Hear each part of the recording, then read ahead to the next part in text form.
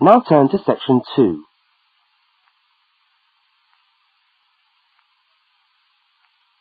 Section 2. You are going to hear a radio talk about buying a bicycle. First, you have some time to look at questions 11 to 20.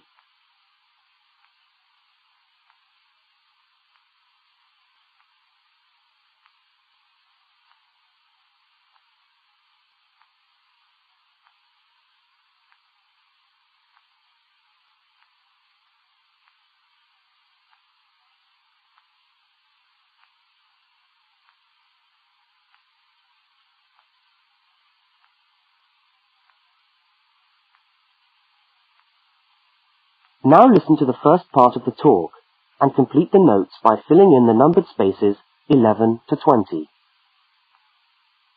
Well, last week we talked about buying camping equipment, and today I'd like to talk to you about buying a bicycle.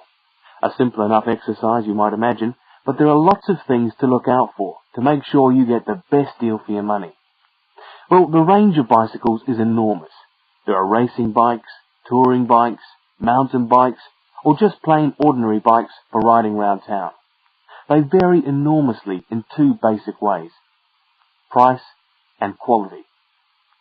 This means that the choice you make will probably be determined by the amount of money you want to pay, your own personal needs, what is actually available, or a compromise of all three things.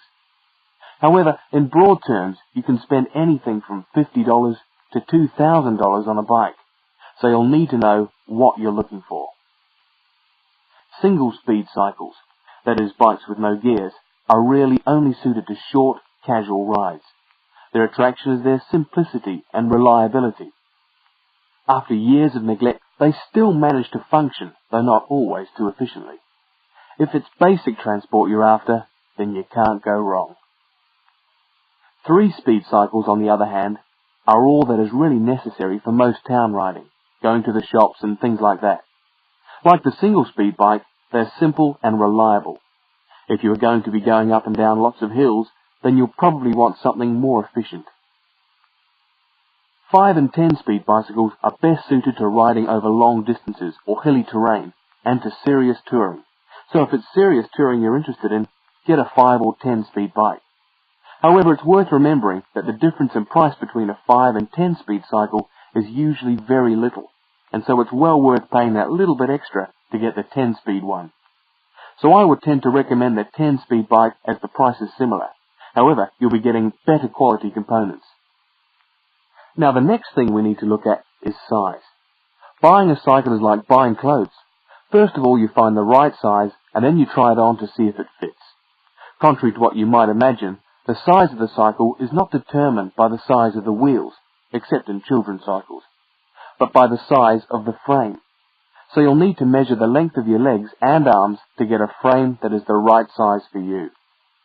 Well, that's all from Helpful Hints for today.